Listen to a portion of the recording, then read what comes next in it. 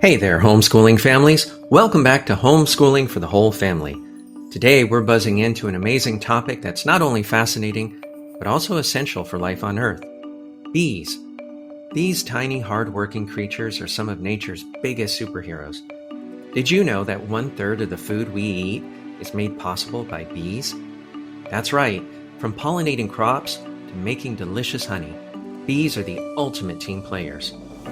So let's dive in and explore the amazing life of bees, nature's hardest workers. We're talking about their incredible teamwork, their unique role in our ecosystem, and why we should all care about protecting these buzzing buddies. But first, let's meet the cast of the bee world. Did you know that bees are all about teamwork? In a single hive, there can be up to 60,000 bees, and every single one has a job to do. The queen bee. She's the star of the hive. The queen bee is the only bee that lays eggs, up to 2,000 a day. She's the heart of the hive, and all the other bees work to support her. Worker bees. These are the female bees, and boy, do they work.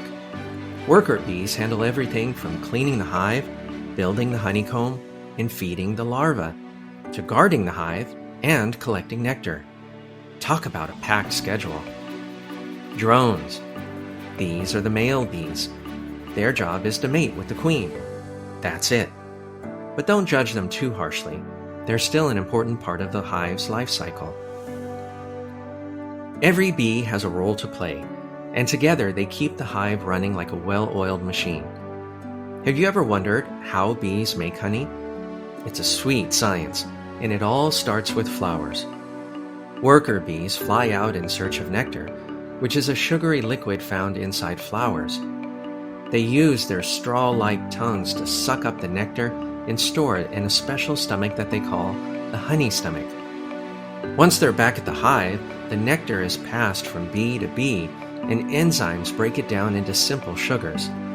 Then, the bees store it in the honeycomb cells and fan it with their wings to evaporate the water. What's left is that golden, sticky, sweet honey that we all love. Fun fact, a single bee makes only about 1/12 of a teaspoon of honey in its entire life. It takes thousands of bees to make just one jar of honey. Now let's talk about the real superpower of bees, pollination. Pollination happens when the bees collect nectar and pollen from flowers. As they fly from flower to flower, they transfer pollen, which helps plants produce fruits, vegetables, and seeds. In fact, about 80% of all flowering plants and more than 70% of the crops that we eat rely on pollination by bees. Think about it. No bees, no apples, no almonds or pumpkins. Even the chocolate that we eat relies on pollination. So the next time you eat a delicious fruit or snack, thank a bee. Unfortunately, our buzzing friends are facing some tough times. Bees are disappearing due to habitat loss, pesticides, and climate change. This is called colony collapse disorder, and it's a big deal. Without bees, our food supply and ecosystems would be in serious trouble. But the good news is there are things that we can do to help. Want to help the bees? Here are a few things that your family can do. Plant bee-friendly flowers.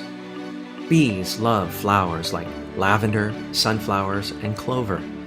Plant a garden, even if it's just a small patch or a few pots on your balcony.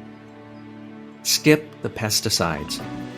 Chemicals can harm bees, so opt for natural alternatives whenever possible. Set up a bee hotel. Solitary bees, like mason bees, need places to rest. A bee hotel is easy to make and great for your local ecosystem. Support local beekeepers. Buying local honey helps support beekeepers who work to protect bee populations.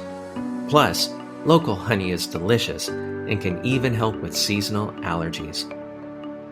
Okay, it's time for some beautiful fun facts. Bees can fly up to 15 miles per hour and visit around 50 to 100 flowers during a single trip. Honey never spoils.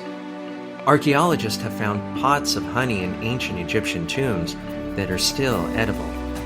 Talk about a snack that stands the test of time. Alright, homeschoolers, it's activity time. Here are a couple of fun bee-themed activities that you can do at home. Honey taste test. Try different types of honey: clover, wildflower, or orange blossom. See if you can taste the difference. How about a pollination experiment? Take a cotton swab, rub it on a flower to collect pollen, and transfer it to another flower. You're acting just like a bee. How about a bee craft? Make your own bee using construction paper and pipe cleaners. Get creative and decorate your hive. So there you have it, the amazing life of bees.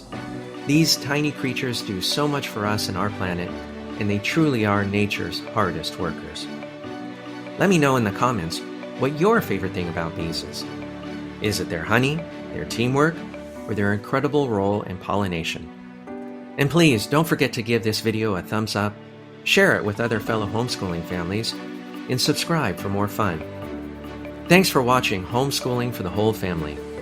Now go outside, plant some flowers, and make your backyard a little friendlier for our buzzing buddies. See you next time, and remember, never stop learning.